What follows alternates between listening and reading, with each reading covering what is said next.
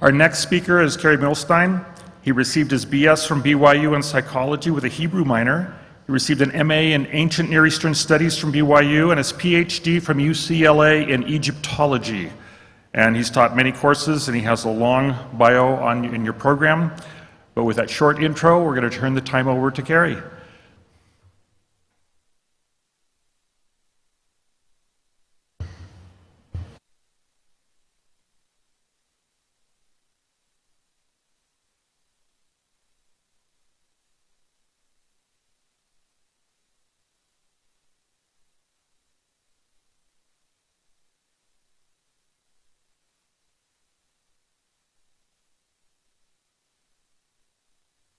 Good morning. It's wonderful to be with everyone in whatever way we are being together.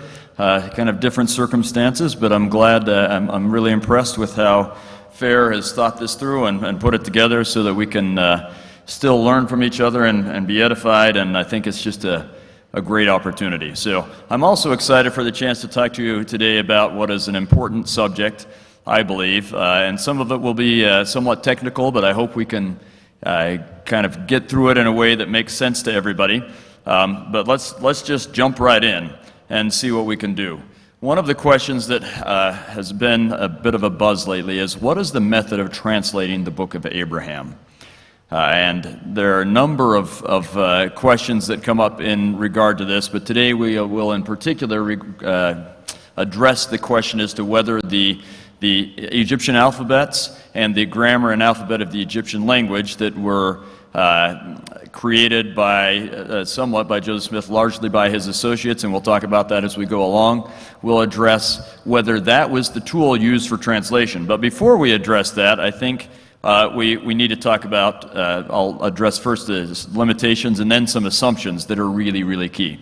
First of all, the limitation is that while we could get into 1,000 things about what we could call the Egyptian papers, which are the translation manuscripts that are now extant of the Book of Abraham, the earliest ones we now have, which don't seem to be the earliest ones, the various copies of Egyptian characters, and what 3 documents known as the Egyptian alphabet, and a larger one called the Grammar and Alphabet of the Egyptian Language. There are 1,000 things we could do with those. We are only going to be addressing this one question today, which is, what is the relationship between the Egyptian alphabets and the Grammar and Alphabet and the translation of the Book of Abraham?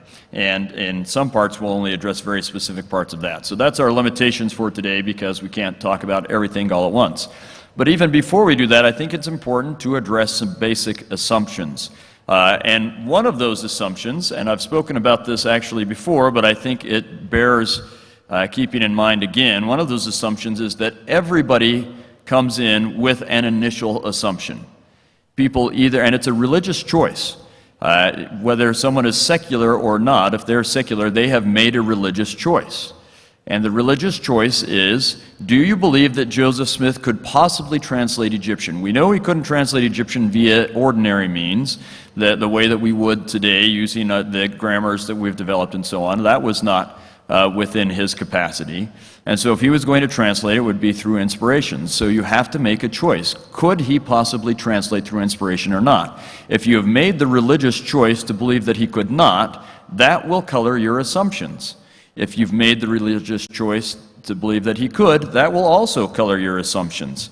And that's something we have to think through. But too often, those who have chosen to believe he could not act as if that then is the more objective position. And we need to be clear, that is not a more objective position. In fact, I would argue that if you are aware of your assumption and the way that it colors the way you look at things and interpret evidence, that you are closer to being objective than someone who thinks they're being objective, but actually, in fact, they're coloring things by their assumptions. And I would argue that that is actually good scholarship. It is proper and good scholarship to be aware of the assumptions that are made and how they affect you. And it's poor scholarship, and I believe intellectually dishonest, if you pretend that you're objective when you're not, or if you pretend that you don't have any assumptions. That will inevitably affect you more than if you are aware of and trying to deal with those initial assumptions. Let's just use one example of this assumption. you may, another assumption I should say, you can ask yourself, is Revelation a guiding principle for Joseph Smith? Or is it not? That's even for a believing scholar, you will have to operate under that assumption. What was the guiding principle for Joseph Smith? Let me give you an example. This won't be the focus of today's talk, excuse me, but I think it's a good example of the kind of, the way that our assumptions color our scholarship, all right? So one of the questions that people have asked frequently is, when did Joseph Smith translate what of the Book of Abraham? And while there are two main camps, there are all sorts of nuanced positions on a continuum in between, but there are two main camps. One of those would be that he translated everything we currently have, and perhaps, or maybe even probably even more, by the end of 1835. And the other would be that he translated up through chapter 2, verse 18 by the end of 1835, and the rest of the Book of Abraham he translated in a few weeks in 1842. And people get quite worked up about this. I'm not sure, for a long time I wasn't sure exactly why. In a minute I'm going to tell you what I think the reason is.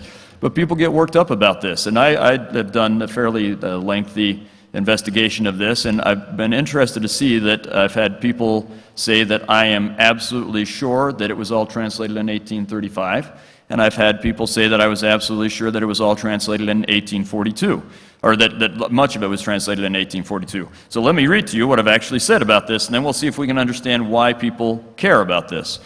This is something I published. It says, at this point, there is no theory that accounts for all of the evidence. Clearly, either we need to find more evidence or create another model. Such is not surprising when dealing with a process so heavily influenced by the divine and so scattered or absent in the historical record.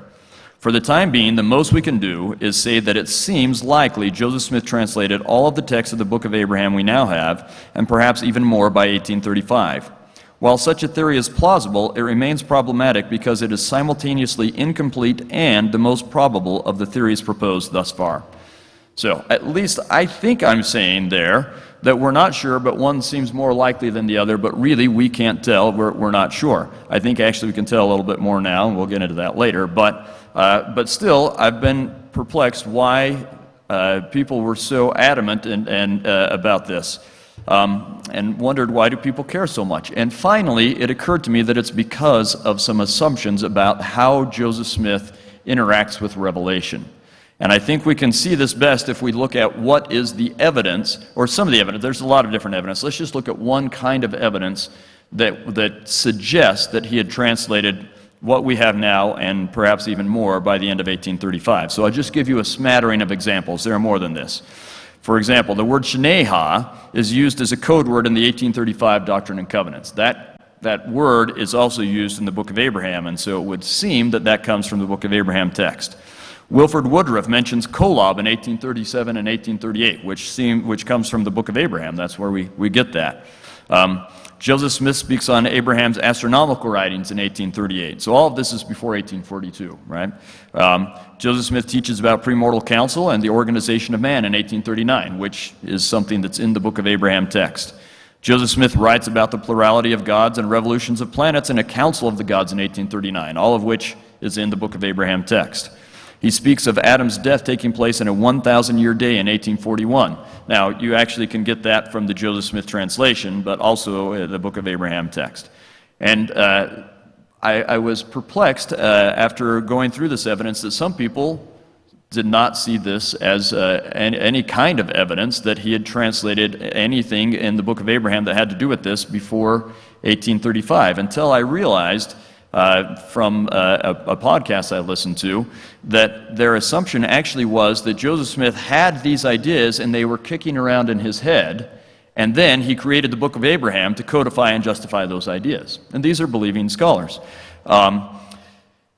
That is an assumption, right? I was operating under an assumption that Joseph Smith received things from Revelation, and then, such as translating the Book of Abraham, and then the things he'd received in Revelation would work its way into his thoughts and thus into his speeches and his writings, whereas others were operating on the opposite assumption, that he had things in his thoughts, and that then created revelation or translation of Scripture. I reject that hypothesis myself, but that is the kind of assumption that colors what we think and how we interpret evidence.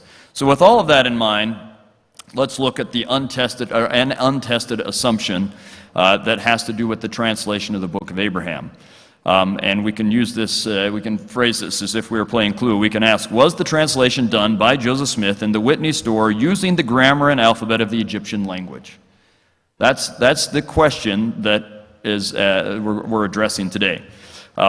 And again, if we're going to talk about untested assumptions, the recent Joseph Smith Papers Project, Revelations Volume 4, which is a very, very valuable tool, and in a moment I'll show you just how valuable it can be, but it also has some assumptions in it. It doesn't state it explicitly, but and talking with its editors, I understand that they had assumptions that actually it was. And it's present, if you look for it, you'll find that in the footnotes and in the apparatus, though it's never stated explicitly, there is an underlying assumption that the grammar and alphabet and the Egyptian alphabet, I'm just going to from now on call those the grammar and alphabet, knowing that there are a couple different documents, but it gets too long to see both every time. That the grammar and alphabet were the tool that was used for translation. That's an assumption that was made and is made by a number of people, and that undergirds much of Revelations Volume 4. So let's turn this assumption into a hypothesis. If we're going to turn it into a hypothesis, that means we have to test it. We state it, we recognize it, we state it, and we test it. That's what will make it a hypothesis. So we're going to use the grammar and alphabet of the Egyptian language, or Gale, as a tool of translation hypothesis. We'll test this. There are a couple of ways we can test this. One is a logic test. We'll address each of these in turn. Another is to look at the historical test. What do the historical records tell us? And then we can do a documents test. What do the actual documents, the grammar and alphabet, the Egyptian language, the Book of Abraham manuscripts, what do they tell us? And there are a couple of subsets to that. We'll check the Egyptian alphabet and the Gale, and we'll look at the Book of Abraham manuscripts that we now have, the earliest ones we now have, which, as I said earlier, are probably not the earliest ones. Let's just look at the logic test, and this one won't take us long, but just ask yourself, is it reasonable to have a language you don't understand, a text in characters you don't understand, in a language you don't understand, and just look at it and create a grammar, and then use that grammar to translate the document in front of you? And we can even ask ourselves, can it be done this way, and has anyone ever tried to do it this way? And the answer for both is no. It makes no sense. Even W. Phelps, who was very, very much involved in this, and in fact is almost certainly the driving force behind most of these documents, and W. Phelps was a little bit crazy about his language ideas. He had some gifts and he had some crazy ideas. Before working with Joseph Smith on the papyri, he was working on translating the Adamic language based on like 3 or 4 words. But still, even Phelps didn't start to try and create a grammar until he had a translation of some words. Even he didn't do that. Logically, this doesn't make sense. Doesn't make sense that they would try, and no one ever had, and I think still no one ever has. And so this suggests rejecting the hypothesis. It's not strong, it's not conclusive, but it suggests rejecting the hypothesis. Now let's look at something we can test much more firmly, and that's the historical sources. What do the historical sources tell us about the translation and how it happened? So we're going to look at what was an official history of the church, not what will become, but was an official history of the church. And this entry, the entries we're going to look at, were probably written by W. Phelps and probably written later. But still, Phelps was an eyewitness. He was there when all of this was happening and was very much a part of the process. And Phelps says in the history that the next day after Joseph Smith receives the papyri, that the next day he brought a translation, which Chandler, who they were going to purchase the papyri from, Chandler looked at and examined that translation. And so, the very first day, Joseph has a translation. Let's keep that in mind.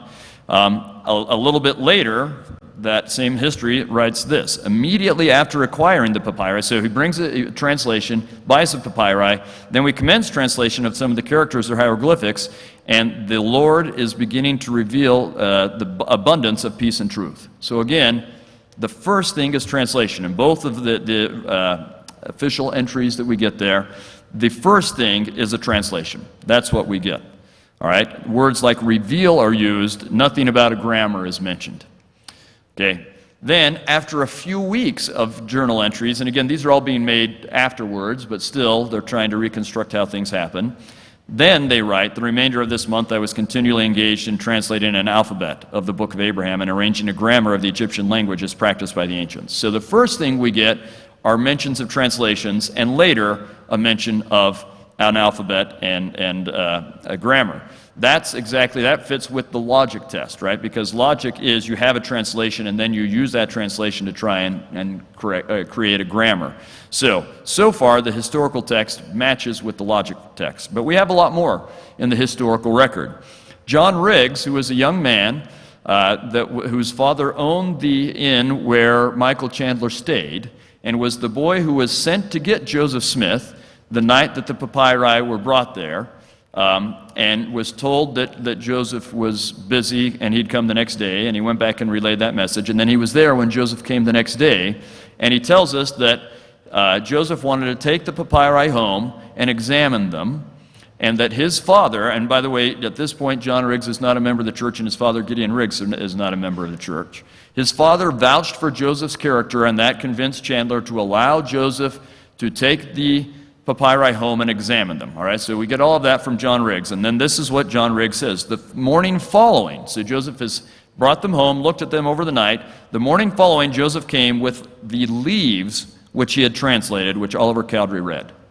So that means in one day, Joseph Smith had produced several pages of translation. Not a grammar and alphabet, that's not what is mentioned, but a translation, several pages of a translation, which also suggests that we've translated a little bit more than 2 chapters. But anyway,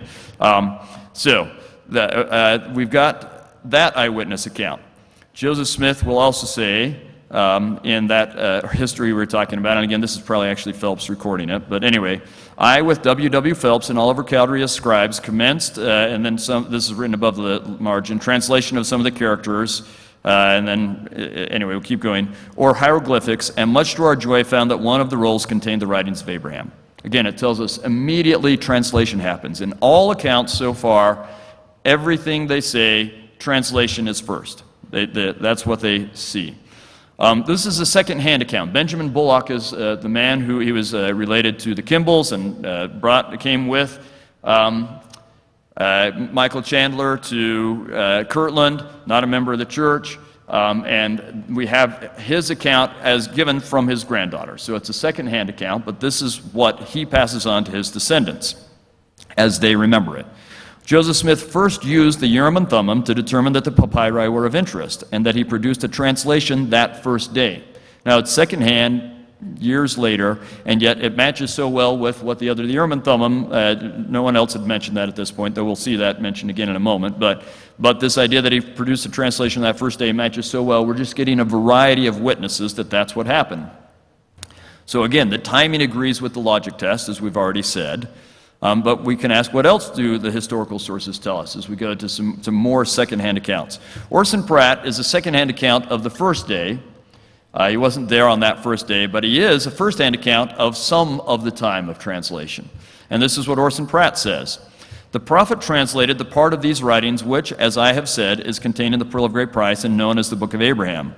Thus you see one of the first gifts bestowed by the Lord for the benefit of his people was that of revelation, the gift to translate, by the aid of the Urim and Thummim, the gift of bringing to light old and ancient records. Again, nothing about a grammar and alphabet. The historical record is all about translation through revelation and gift from God.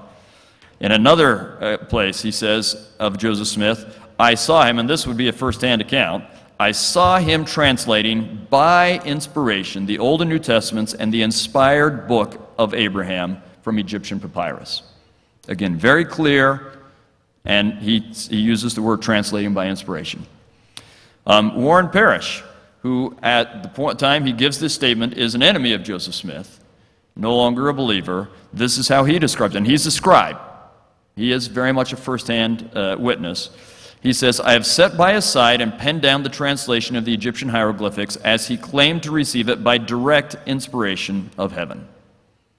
Again, nothing about grammar and alphabet. Parrish has some handwriting in the grammar and alphabet. He's very familiar with it. He knows what it is. And when he describes the translation process, he says nothing about that. He uses direct inspiration. Now, this gets to be hard to argue against.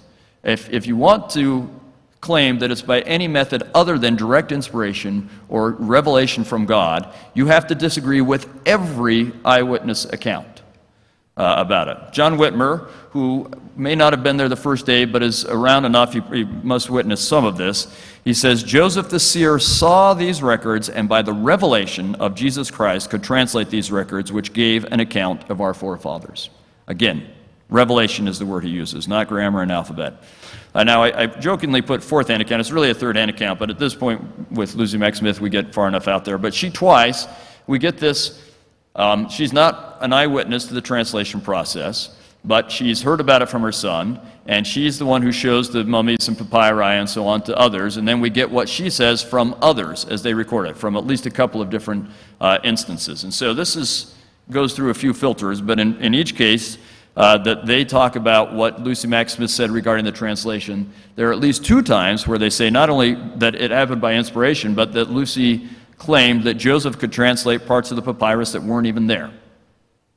At one time she compares it to Daniel knowing King Nebuchadnezzar's dream, even though he hadn't seen it. It can only happen through inspiration or revelation. So again, Lucy Mack Smith believes that this happens through inspiration and revelation. So again, every historical account talks about inspiration and revelation, nothing regarding grammar and alphabet as a tool of translation. If it was the tool, you'd think one person would have said it once somewhere, but that's not what we get. So if we continue to look at how we're testing this, the logic test suggests that we reject it, but the historical test says reject it. The hypothesis is incorrect according to the eyewitnesses, the people who were actually there. That's not how translation happened. Now let's look at the documents test. And this is the part where we'll get a little complicated, but I'm confident we can get through this and understand some of what is going on. The idea is, and let's say that as we look at the documents, we're actually only testing one part of this idea. So if we're to go back, I hit the wrong button. All right, if we were to go back here, remember that the hypothesis we're testing is whether the Egyptian alphabet and the grammar and alphabet of the Egyptian language was the tool that was used for translation. And we've been able to look at that large hypothesis as we've looked at the logic test and the historical test. As we look at the documents test, we're going to look at only a subset of that. And that is the idea. If you look here, what we have is on the left-hand side, the Egyptian alphabet, one of the Egyptian alphabets, and you'll see as I go through, I'm not going to explain it every time, but there are 3, so they're labeled A, B, and C, and then we've got Book of Abraham manuscripts, and there are A, B, and C, and so on. I won't talk about A, B, and C each time and so on. They're on the PowerPoint so that you can see which one when you want to. But you can see that in the Egyptian alphabet, there are characters on the left, and then there are often definitions or explanations and all sorts of interesting things on the right. And they're not always uniform. They're done differently by different scribes and so on. Then if you look on the right, you'll see a Book of Abraham manuscript, and you'll see there are characters in the margin, and then there's the text of the Book of Abraham on the right. And the going hypothesis for those who subscribe to the idea that the grammar and alphabet was used to translate the Book of Abraham, the most common way that is expressed is to say that the grammar and alphabet was used to translate the characters in the margin of the Book of Abraham manuscript. So those on the right, the Book of Abraham manuscript, you can see those Egyptian characters on the left, that the grammar and alphabet was used to translate those characters into the text that we see on the right of the Book of Abraham manuscript. So it's that specific subset of the hypothesis that we can test as we go through and look at the documents. All right?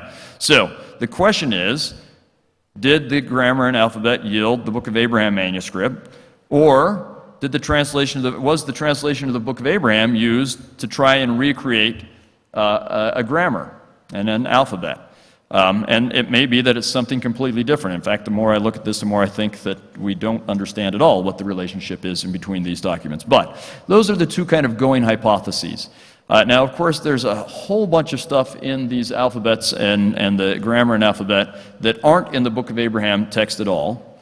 The question is that because they'd already translated more and they're using portions of the translation we don't currently have, or is it because they're just coming up with other sources, and in the end, we don't know. In fact, what I should probably stress about this is that there's a whole lot we don't know, and everyone who acts or pretends like we do know is oversimplifying for you.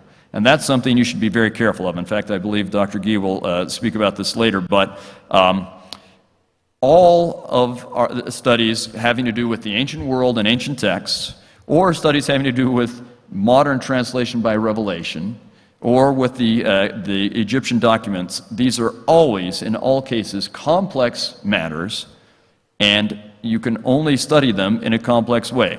Anyone who gives you a really, really simple explanation, you should have some questions about that.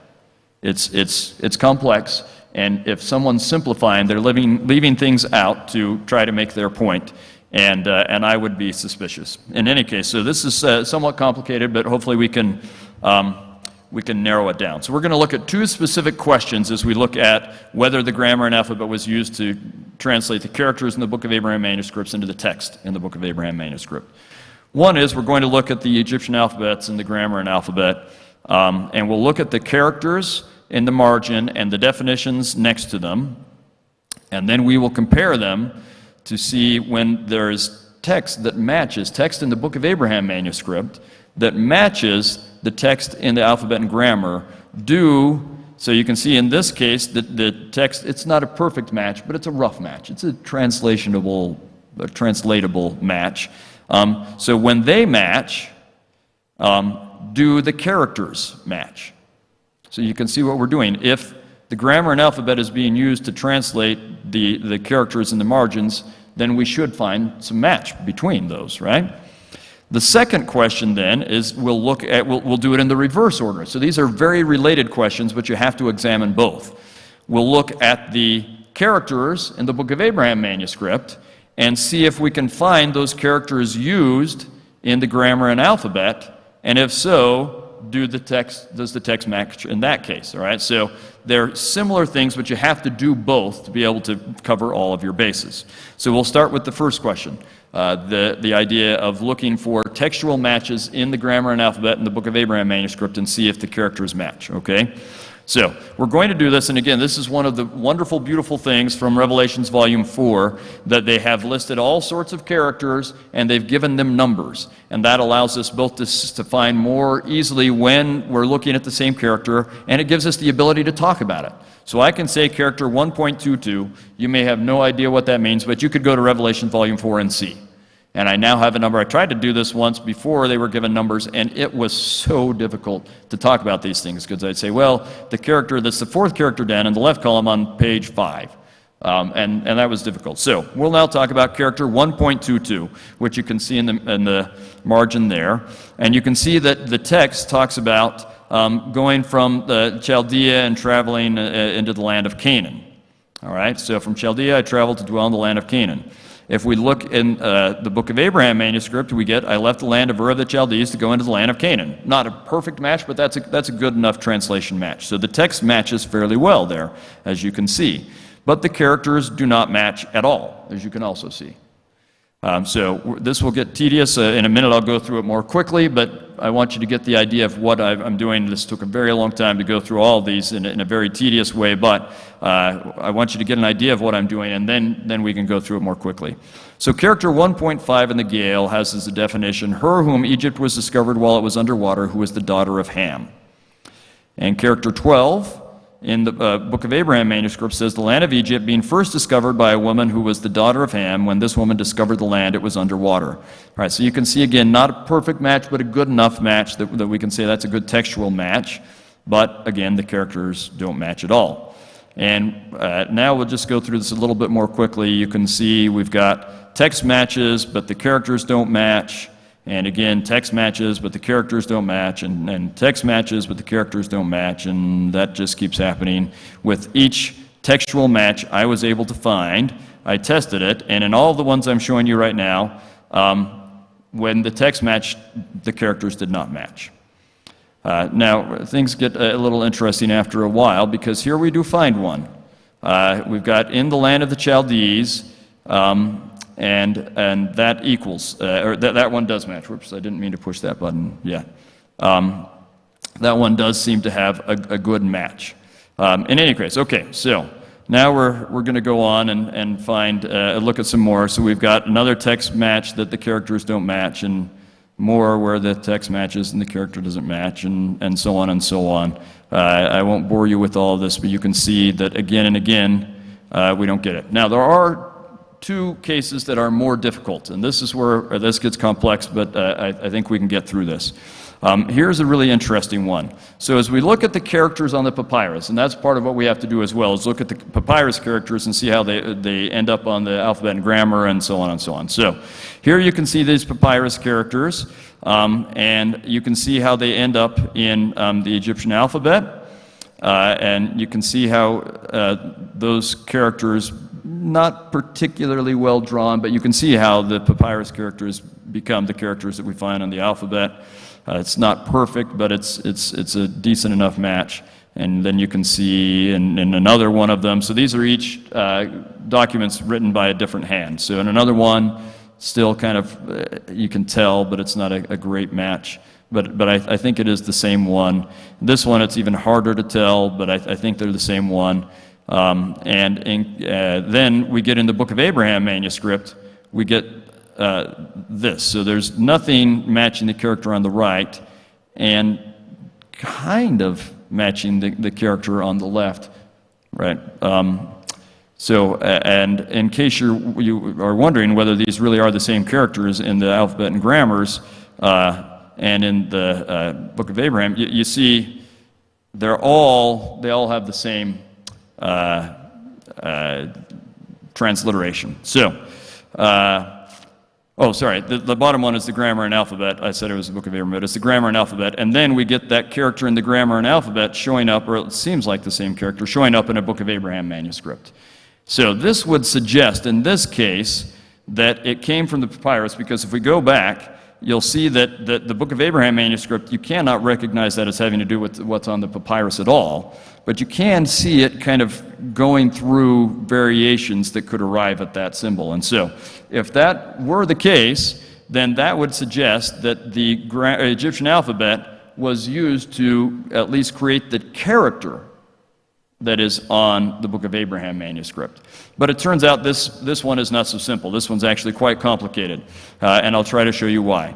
So we have there the grammar and alphabet character, and I'm showing you the actual writings in the typescript of it, so that you can read it a little bit more easily typed up there. So we've got that actual character in the Gale, or the grammar and alphabet of the Egyptian language. And you can see up at the top, where you've got the full character, it says Ki Abraham Zub Zolan. But in that bottom part, and I want you to look in the middle, so you've got it saying Ki Abraham Zub Zolan, and then you say this character shown dissected. And then you just get parts of the character. And one part of the character does say Ki Abraham. So it seems to match that text up above. But the interesting thing is that we have another character that's labeled, so the characters on the left are labeled character 3.11, and the character on the right is 5.28. And that one is Abraham, all right, or Abraham, once it's Abraham. So, and you can see that it is similar to the right-hand part of character 3.11, which is Ki Abraham Zub Zulan, or its variations, right? So 5.28 doesn't have Ki and it doesn't have Zub Zulan. But let's look at this character that was not given a number in Revelations Volume 4, but that's because they were just creating the tool that now allows me to do this analysis to see, oh, there's something going on here that it should have had a number. So I'm not criticizing them for that. In fact, they've told me, oh yeah, now I see that we should have given that a number, but they created the tool that made it possible for us to see that. So we are going to call this character X.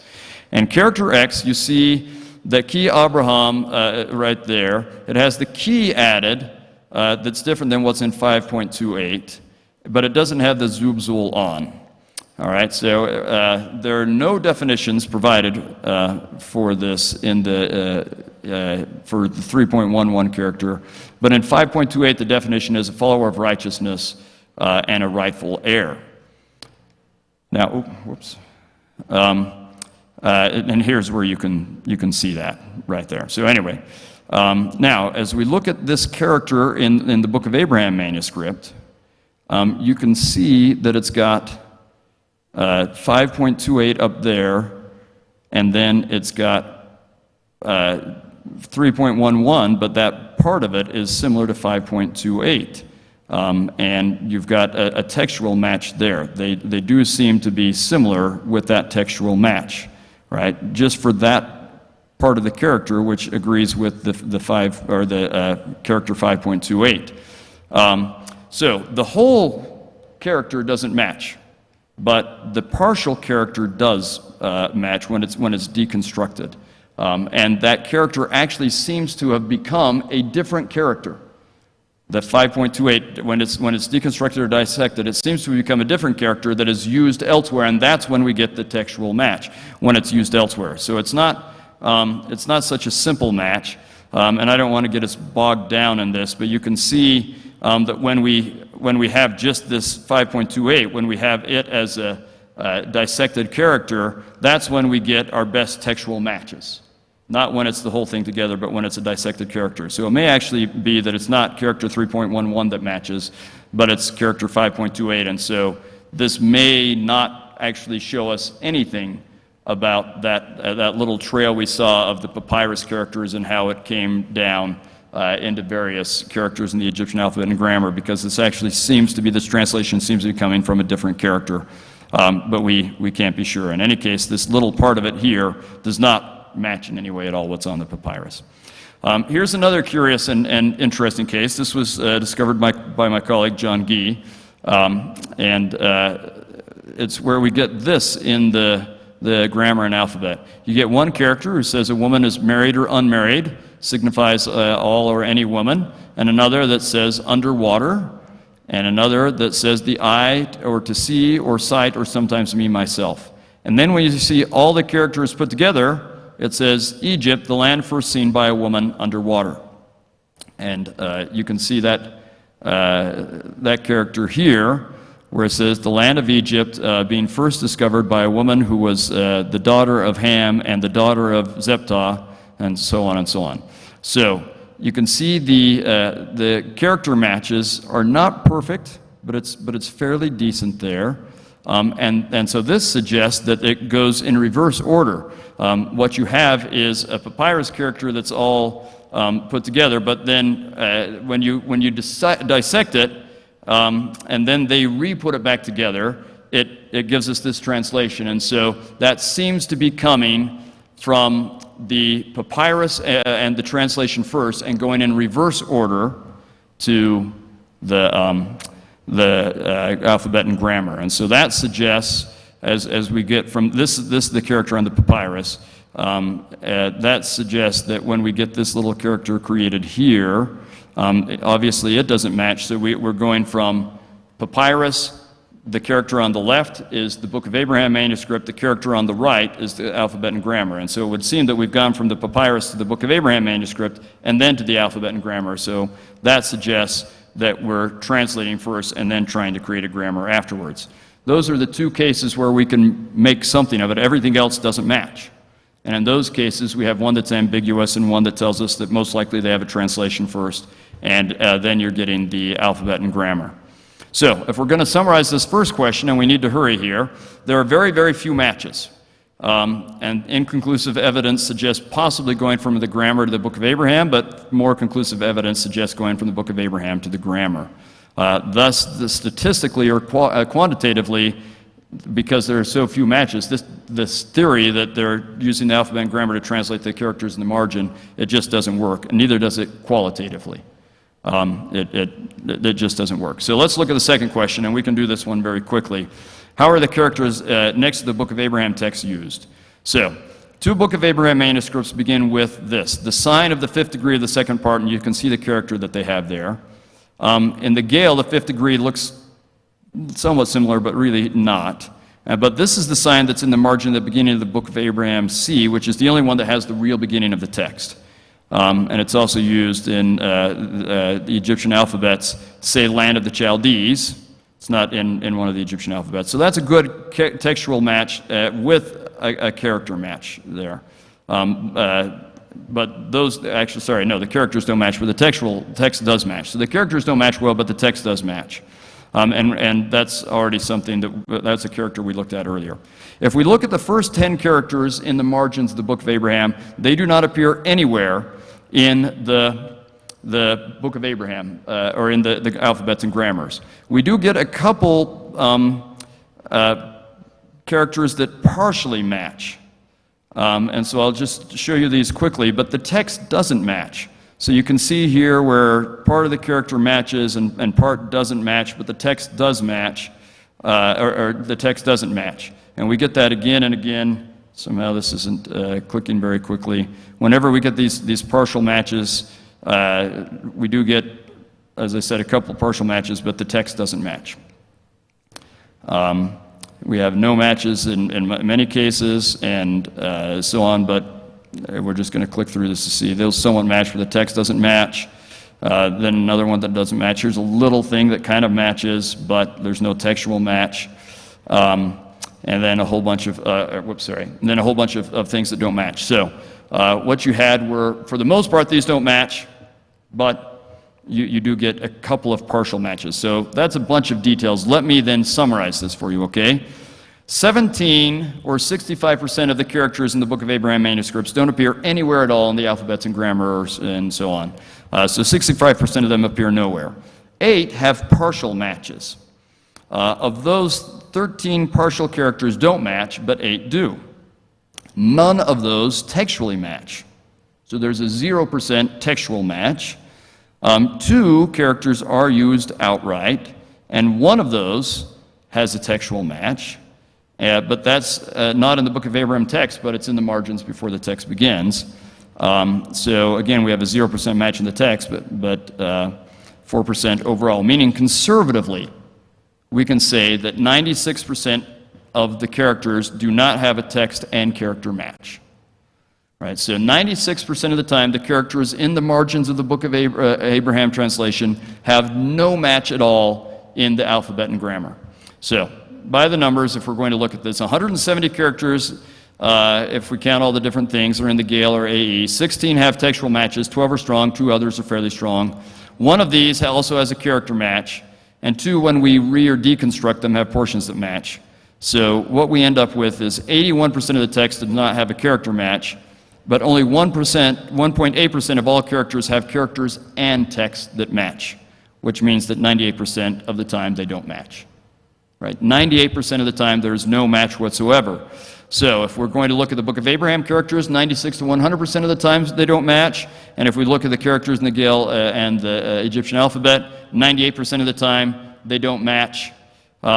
So what that tells us is that we don't know what the relationship, we don't know what the relationship is, but we do know what it's not.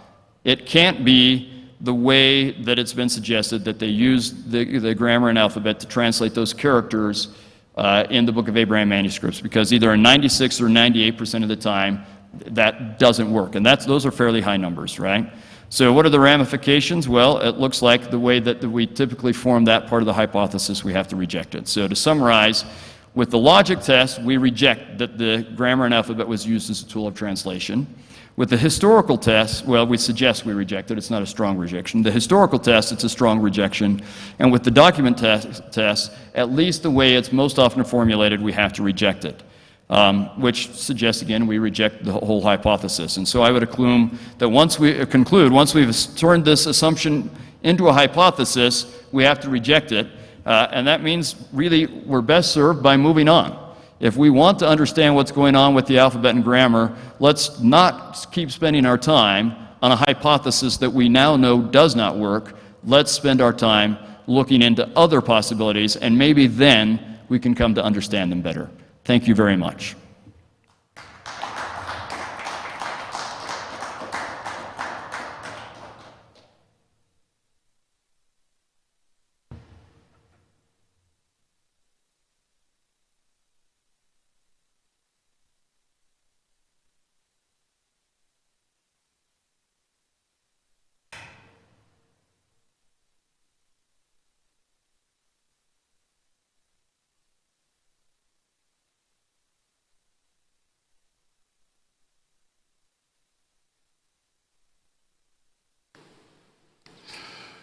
So, Dr. Muhlestein, that was interesting.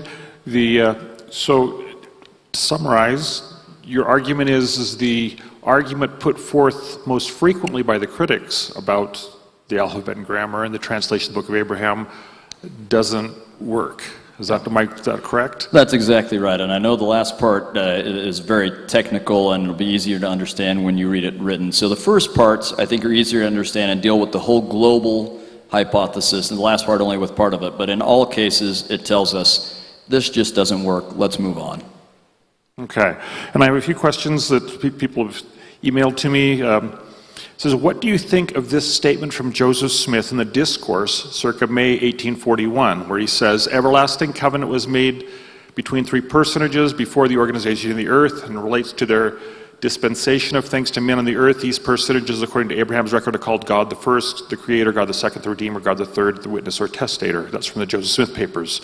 This information does not appear in the extant Book of Abraham text, nor the Gal documents. Do you think it's evidence that more text in the Book of Abraham was translated beyond what we currently have? I think it suggests that, and I love this question. I'll tell you why for a couple of reasons. But one, I think it suggests that. Again, I don't know that we can say for sure, but it certainly suggests that. And there are a number of other things that we'll find Joseph Smith referring to with the records of Abraham that aren't in the text we now have, which suggests that he has translated it. It's possible that he's just, looking at it, had enough revelation to know more of what's in there. But I think it suggests he's translated it. But I'll tell you a reason why I love this, and it's because I think that this question, too often we get distracted by all the little details I just went through. Now we need to go through those details, and it's important, and sometimes it's boring, but we need to go through those details, and we need to look at these periphery issues. But sometimes these periphery issues, how did he translate, when did he translate, sometimes we get so carried away with those things that we forget to look at the text and the teachings of the Book of Abraham.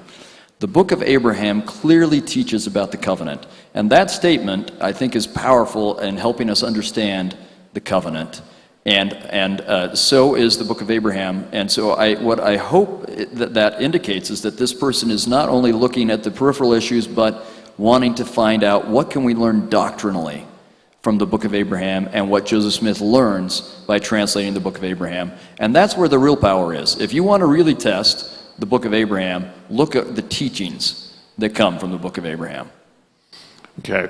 How can we better communicate a defense of the translation of the Book of Abraham when the sophisticated arguments can get very complicated, but detractors often persuade members effectively with simplistic and superficial arguments?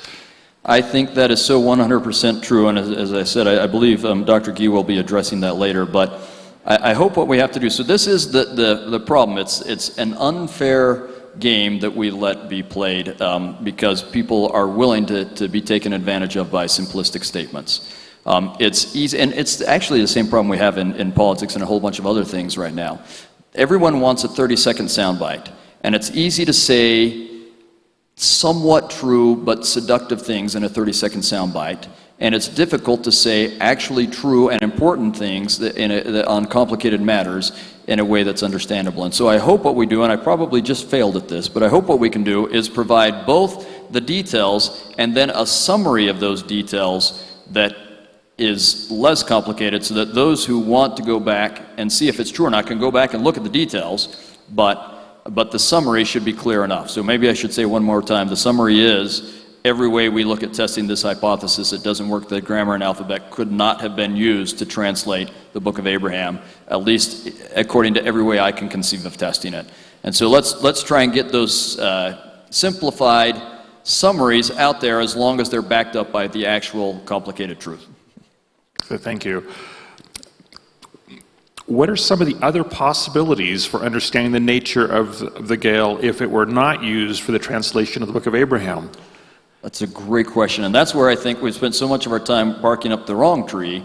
I hope we can come to understand that better as we try and bark up different trees. Some people have tried, William Shriver and others have done that, and I hope that we will continue to try and understand it. I would say right now my best guess is that once they had a translation, they were trying to recreate a grammar, but it seems to me like even that is too simplistic, that there's something more going on, and I don't profess to understand what it is, but I hope that we'll put our energy into something more worthwhile at this point.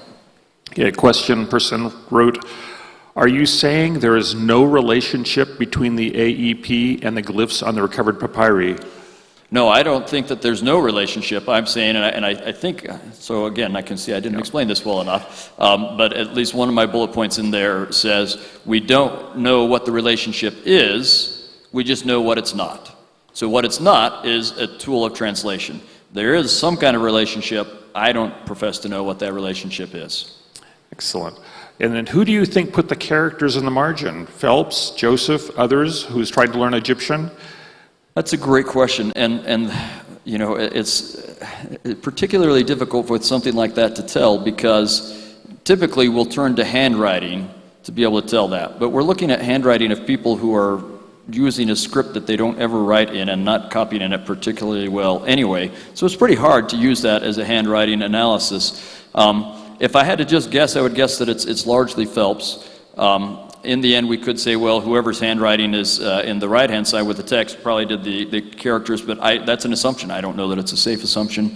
I really don't know. I wish I understood what those are doing. In some cases, you can tell they're written after because they overwrite.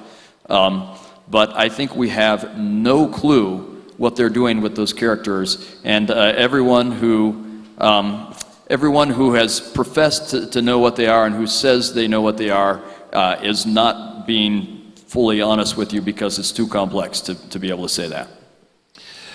Okay, next question is, what do you believe? Is it the missing scroll theory? Is it the catalyst theory?